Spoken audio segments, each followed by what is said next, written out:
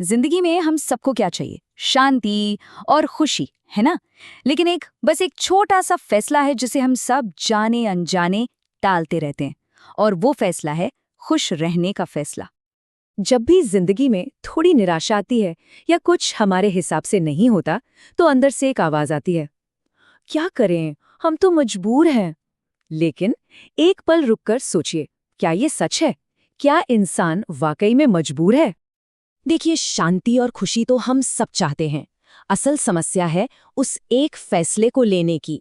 हम उस एक छोटे से निर्णय को टालते रहते हैं, वो एक फैसला जो हमें इस पूरी उथल-पुथल से निकालकर सुकून में ला सकता है। तो फिर वो कौन सी ताकत है जो ये फैसला करवाती है? गुरुदेव पंडित श्रीराम शर्मा आचार्य जी कहते हैं, हर महान काम, हर बड़े बदलाव के पीछे सिर्फ और सिर्फ एक ही शक्ति होती है, और वो है इच्छा शक्ति। जरा उस तस्वीर को अपनी आंखों के सामने लाइए।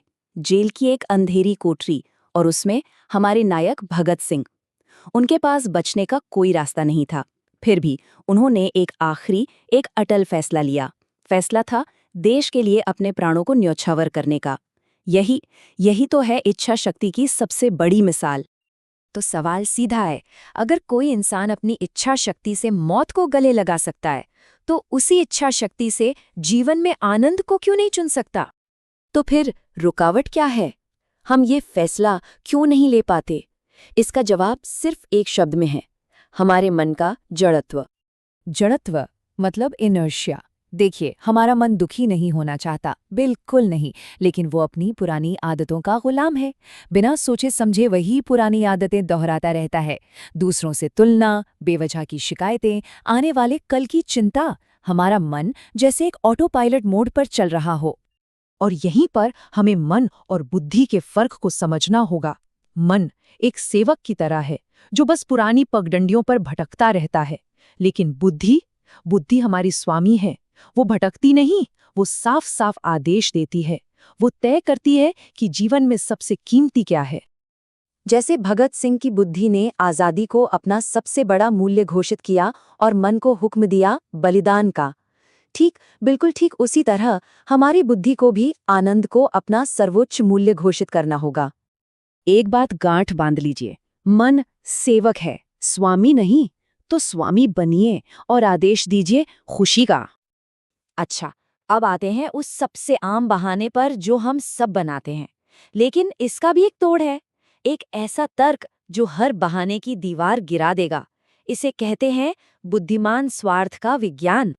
कितनी बार हम ये सुनते हैं या खुद से कहते हैं, अरे भाई, ध्यान, योग, पूजा पाठ, इन सब के लिए टाइम ही कहाँ है। इस भाग दौड़ भरी जिंदगी में ये सब मुमकिन ही नहीं है। चलिए, स्वार्थ को ही समझते हैं। ये दो तरह का होता है। एक है सामान्य स्वार्थ, जिसका लक्ष्य क्या है? पैसा, जायदाद। हम इसमें अपना ज्यादा से ज्यादा समय लगाते हैं, है ना? और इसका नतीजा वो भी टेम्परेरी होता है। और दूसरा है बुद्धिमान स्वार्थ, जिसका लक्ष्य है मन की शांति, भीतरी आनंद, जो स्थायी है।